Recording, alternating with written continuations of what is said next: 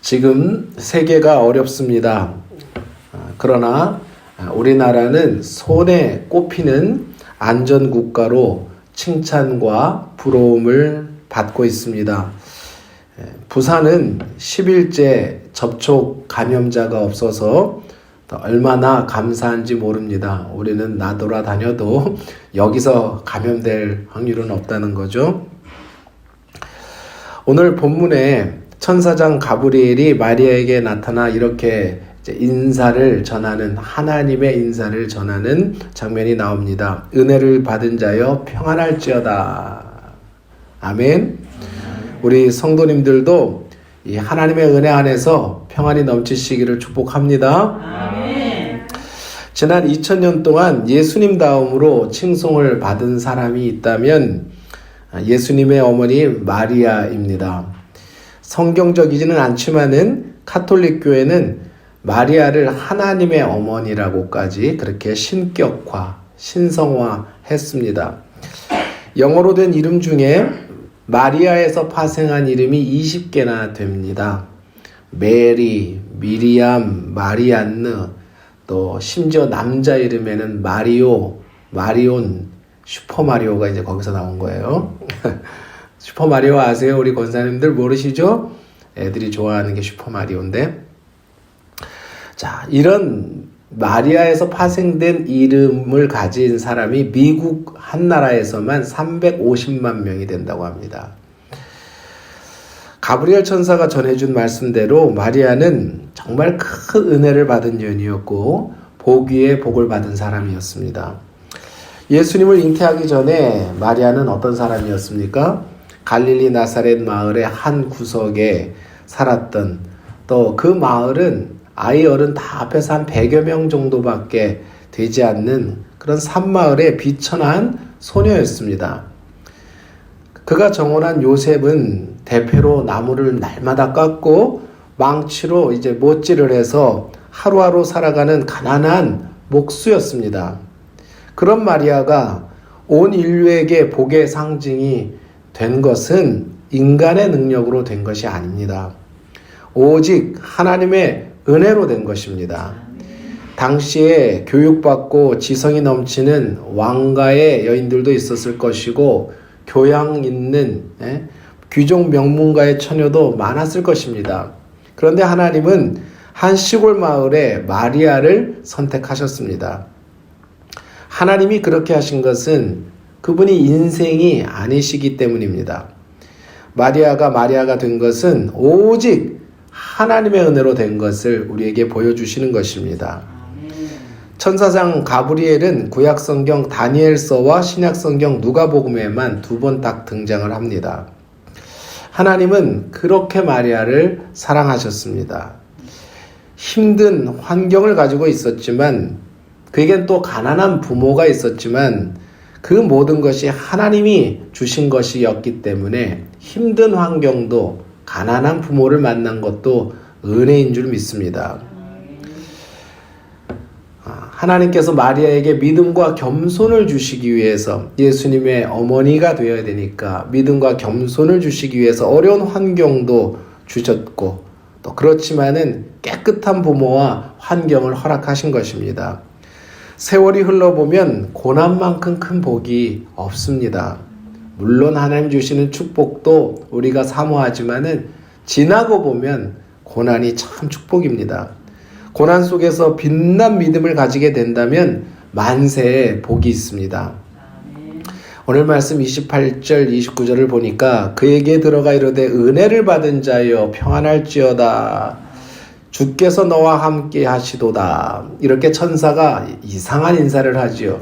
성경에 이런 인사 보신 적이 있습니까? 없습니다. 그러니까 마리아가 그 말을 듣고 놀라서 이런 인사가 어찌민가 놀랐다고 했습니다. 이런 인사가 도대체 어떤 천사가 왜 이런 인사를 하는가 생각했다고 했습니다.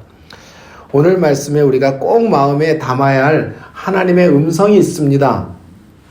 하나님께서 비천한 환경에 마리아를 주목하셨고 사랑하셨고 은혜를 베푸셨다면은 하나님께서 우리도 이렇게 주목하시고 사랑하시고 우리같이 연약하고 비천한 인생에게도 크신 은혜를 베풀어 주신다는 것입니다. 아멘. 마리아가 천사의 인사말에 놀란 것은 성경 어디에도 그런 인사가 없기 때문입니다. 믿음의 조상이라고 하는 아브라함을 보면 창세기에 아브라함을 하나님이 처음 만났을 때도 믿음의 조상에게 그런 인사를 하시지 않고 그냥 본론으로 들어가십니다. 본토 친척 아비 집을 떠나라. 그 많은 선지자들에게 천사가 났을 때에도 이런 인사는 없었습니다. 더구나 하나님께 은혜를 입는다는 말은 우리가 그냥 넘길 수 있는 말이 아닙니다. 유대인들에게는 이것이 최고의 표현이었습니다. 하나님께서 함께 해주신다는 말은 구약 성경에는 아무에게나 쓰는 말이 아닙니다. 아브라함과 이삭과 요셉과 다윗과 같은 믿음의 영웅들에게나 쓰는 그런 표현이었습니다. 성경에 하나님과 예수님 다음으로 많이 나오는 이름이 어떤 이름일까요? 다윗이라는 이름입니다. 다윗만큼 하나님의 은혜를 입은 사람도 없을 것입니다. 그러나 다윗의 삶을 자세히 들여다보면 그의 삶에는 정말 많은 위기와 고난이 있었습니다. 또 다윗만큼 큰 실수를 한 지도자도 드뭅니다. 다윗은 사울왕의 미움을 받아서 목숨이 위태로운 삶을 10여 년 이상 그렇게 살았습니다. 평생이 전쟁을 하면서 험난한 인생을 살았습니다. 사람으로서는 용서받지 못할 잘못을 범했습니다.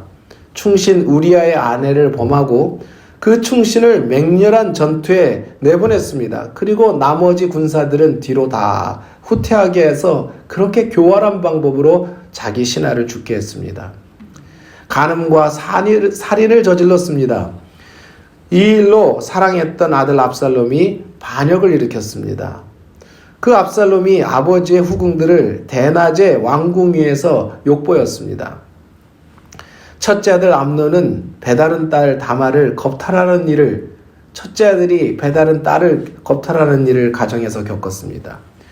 그런 다윗의 일생이 뭐 그렇게 우리가 존경할 만하겠습니까? 그런 다윗이 끔찍한 죄를 용서받고 만세 존경을 받는 인물로 역사에 남아 있습니다. 그것은 다윗의 용맹이나 지혜로 된 것이 아닙니다. 다윗의 겸손이나 지도력으로 된 것도 아닙니다. 오직 하나님의 은혜가 그와 함께 했기 때문입니다. 사람은 실수합니다. 연약합니다. 우리는 출렁대는 물결처럼 시시각각 요동하고 변합니다.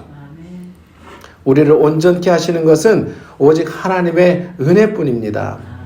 지난 한 달 동안에 성도들이 함께 모여서 예배드리지도 못하고 있습니다. 아마 이 초량동에 확진자가 발생했으면 우리 교회도 이렇게 예배 못 드릴 거예요, 지금. 셀 모임과 큐티 모임도 몇 달째 못하고 있습니다. 아이들은 학교에 가지를 못하고 경제는 마냥 추락하고 있습니다. 땅 위에 안전지대가 없습니다. 한때 미국이나 캐나다나 유럽이나 영국이 그렇게들 좋다고 다 외국으로 유학 가고 이민 가던 것이 바로 몇 달 전입니다. 지금은 외국에서 미움받고 차별을 받고 있으니 이제 의료보험도 안 되고 치료도 안 해주니 속속 한국으로 돌아오고 있습니다. 3개월 전만 해도 헬조선이니 하면서 젊은이들이 한국 땅을 얼마나 싫어했습니까? 헬조선이 뭐죠? 헬이란 말이 지옥이라는 영어거든요. 우리나라에서 사는 것이 지옥이다 이렇게 청년들이 그랬단 말이죠. 그렇게 불평을 했지만 지금은 대한민국 국민인 것이 이렇게 고마울 수가 없습니다. 이탈리아에서 귀국한 어떤 청년은 인천공항에서 내려서 만세 그리고 만세를 불렀다고 합니다. 우리는 한치 앞을 못 봅니다. 장래일도 알지 못합니다.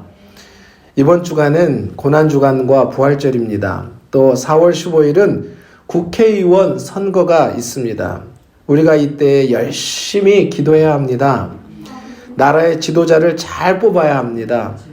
지도자를 잘못 뽑으면 10년을 고생한다고 했습니다. 자, 오늘도 잠깐 어떻게 아침에 잠깐 뭘 보니까 우리 질병관리본부장인 정은경이라는 여자 그 분이 그냥 외국의 그 기자들이 아주 그 칭찬을 하고 이렇게 했어요. 보니까 인터뷰를 하자 그래도 안 하고 지금 그분은 다른 사람이 어떻게 생각하는가, 인기였는가에 아무 관심이 없는 사람이에요.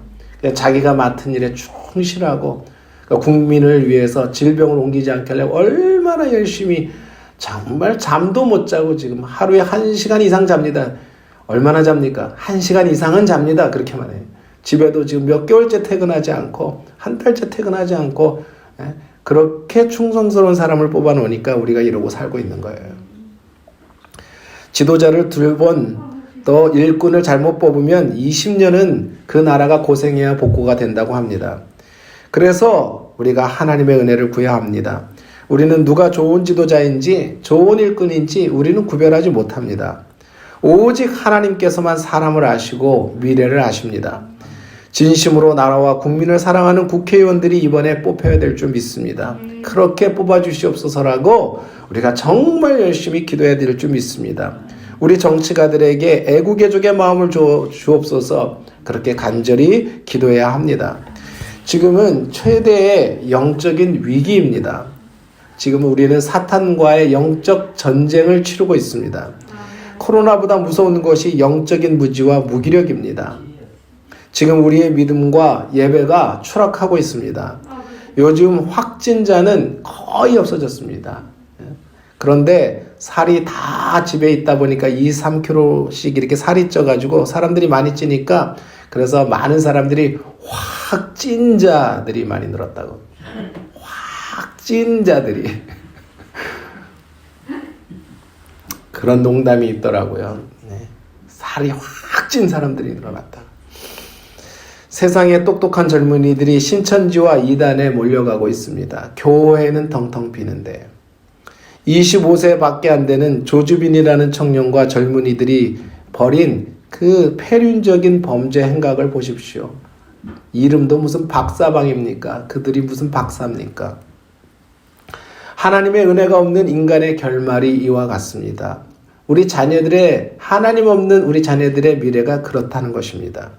이제는 가난한 사람이나 부자나 높은 사람이나 낮은 사람이나 최고의 선진국이나 후진국이나 할 것 없이 한 번도 인류가 겪어보지 못한 위기 앞에 우리가 서 있습니다.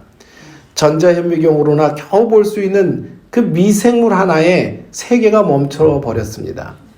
우리는 하나님 앞에 겸손해져야 합니다. 앞으로는 영성이 있어야 살 수 있습니다. 영성이 있어야 가정도 지킬 수 있고 자녀도 살릴 수 있습니다. 하나님의 은혜를 사모해야 합니다. 하나님을 믿지 않으면 겸손할 수 없습니다. 은혜를 사모할 수도 없습니다. 바이러스 하나에 수천 년 동안 쌓은 과학과 문명이 무너지는 것을 보십시오. 하나님을 믿지 않고 의지하지 않는 것이 그런데도 자기를 의지하는 것이 인간의 자존적 교만입니다. 기도하지 않고 사는 것은 교만입니다. 영의 양식인 하나님의 말씀을 먹지 않고 사는 것은 교만입니다. 하나님 없이 사는 인생은 잠시는 번성하는 것 같아도 풀처럼 시들고 곧 무너집니다. 패망하고 불행하게 됩니다. 영원한 멸망이라는 종착역 밖에는 없습니다. 우리 70, 80 인생을 다 살아본 믿음의 권사님들 보세요. 하나님 없는 가정, 하나님 없는 인생들이 어떻게 살아가고 있는가. 그러나 오늘 우리가 하나님의 은혜에 대해 꼭 한 가지, 하나님 우리에게 은혜를 주시지만 꼭 한 가지 기억해야 할 것이 있습니다. 하나님의 은혜는 누구나 받을 수 있습니다. 누릴 수 있습니다. 그러나 아무나 받고 아무나 누리는 것이 아닙니다. 그렇게 값싼 은혜가 아닙니다. 하나님의 은혜는 예수님께서 십자가에서 물과 피를 쏟아주신 속죄의 값으로 우리에게 주신 값진 것입니다. 값을 매길 수가 없기 때문에 값 없이 주시는 것입니다. 그 은혜는 아무렇게나 살아가는 사람에게, 하나님을 사랑하지도 존경하지도 않는 사람에게, 은혜에 합당하게 살지 않는 사람에게 주어지는 그런 값싼 은혜가 아닙니다. 하나님의 은혜는 받을 만한 자가 누립니다. 그래서 내가 은혜 받을 만한 자에게 은혜를 베푸신다고 했습니다. 하나님을 경외하는 사람에게 부어지는 줄 믿습니다. 거룩하게 살고자 하는 사람에게 하나님의 은혜를 베푸십니다.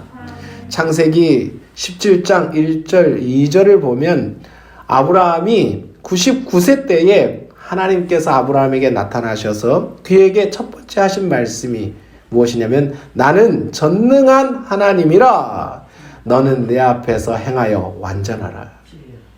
너는 내 앞에서 행하여 완전하라. 내가 내 언약을 나와 너 사이에 두어 너를 크게 번성하게 하리라. 하나님께서 언약을 주시고 크게 번성하게 하시기 전에 은혜를 베푸셨지만 그 은혜 안에서 완전할 때 그 약속을 이루어 주신다는 것입니다.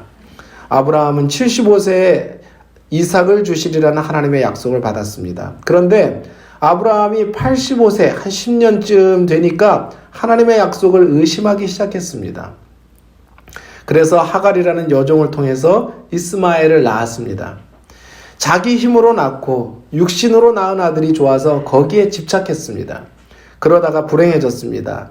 아브라함과 사라와 여종 하갈 사이에 불화가 끊이지 않고 일어납니다. 그렇게 두 여인 사이에서 고통을 겪다가 99세에 하나님의 음성이 다시 들렸습니다. 너는 내 앞에서 행하여 완전하라. 하나님이 말씀하셨습니다. 마리아는 15세 정도밖에 안 되는 소녀였지만 은혜를 받은 자여 주께서 너와 함께 하시도다. 그런 인사를 받을 만큼 믿음과 거룩함이 있었습니다. 지금 천국에서 만세의 만인이 자기 이름을 존경하는 것을 보고 있습니다. 비천한 자신을 높여주신 하나님의 은혜를 영원히 아마 체험하고 있을 것입니다. 그 은혜를 영원토록 찬송하고 있을 것입니다. 성도 여러분, 믿음의 길은 좁은 길입니다. 그러나 믿음으로 선택한 길에 하나님의 은혜가 있습니다. 장차 나타날 좋게 비교할 수 없는, 만약 우리의 고난이 한 잔의 물과 같다면 하나님의 은혜는 바다와 같다. 그 좋게 비교할 수 없는 숨겨진 영광이 있습니다. 지금 세계가 위기 앞에 있지요? 이번에 코로나 위기 극복하면 끝납니까? 아닙니다. 분명히 전문가들 중에 전문가들은 이보다 더 큰 변종이 올 거다. 그렇게 말을 합니다. 막을 수 없다. 코로나보다 무서운 것이 하나님의 은혜에서 떨어지는 것입니다. 이 시간을 통해서 우리는 그동안 소중하게 생각하지 못했던 것들이 얼마나 소중한 것이었는지 잘 깨닫고 있습니다. 사람과 사람이 마음껏 만나서 마음껏 이야기하고 마스크 안 쓰고 거리 안 두고 마음껏 뒹구는 일이 그렇게 좋은 일인지를 우리는 몰랐죠. 외로움이 가장 힘든 것이라고 하는데 외로움이 있는 노인들, 실직자들, 병자들의 외로움과 우울함이 무엇인지 조금이나마 그 답답함이 뭔지를 우리가 체험하고 있습니다. 무엇보다 지금까지 지켜주시고 함께해 주신 하나님의 은혜가 참 눈물 나도록 감사합니다. 요즘 지난 날들을 많이 생각해 보게 됩니다. 대학 3학년 때 불치병에 걸렸었습니다. 폐결핵에 걸려서 의사가 살 수 있을지 모르겠다고 그렇게 저에게 한 일이 있었습니다. 사업이 망해서 빚더미에 눌렸던 일도 있었습니다. 단돈 2천만 원을 들고 미국 유학길에 올라서 마트에서 5,000원짜리 고기를 살까 말까 들었다 놨다 하면서 그렇게 5,000원짜리 고기 하나 사는 것도 고민하는 그런 때가 있었습니다. 아무런 기억이 없는 싱가포르에서 어른 3명과 애들 3명으로 개척교회를 시작했던 일도 생각이 납니다. 한국에 들어와 최저생활비를 받으며 아이들을 싱가포르에 두고서 살았던 4년의 세월을 또 생각해 봅니다. 일이 꼬이고 오해를 받아서 몇 달 동안 실직했던 고통도 있었습니다. 그 모든 사망의 골짜기마다 하나님께서 저와 가정과 자녀들을 은혜로 지켜주셨습니다. 좋을 때는 하나님의 은혜를 잘 깨닫지 못했습니다. 교만하면서 내가 잘난 줄 알고 그렇게 착각할 때가 얼마나 많았는지 모릅니다. 그러나 인생의 고비고비마다 죽음의 절벽과 등성이마다 오직 하나님의 은혜가 지켜주시고 보호해 주셨음을 이제는 잘 알고 있습니다. 오직 함께 주신 은혜의 품만이 안전하고 완전한 피난처임을 하나님이 깨닫게 해주셨습니다.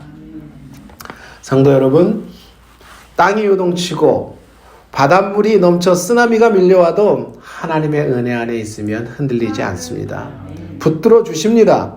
사망의 골짜기를 지나가도 결국에는 푸른 초장으로 인도해 주십니다. 여기 초량동 푸른 초장이잖아요. 그렇죠? 도시 가깝고 바다 가깝고 산 가깝고 물 좋고 공기 좋고. 예? 제가 청년 때 처음 전도사 때 노래하듯이 하나님 저는 아주 도시도 말고요.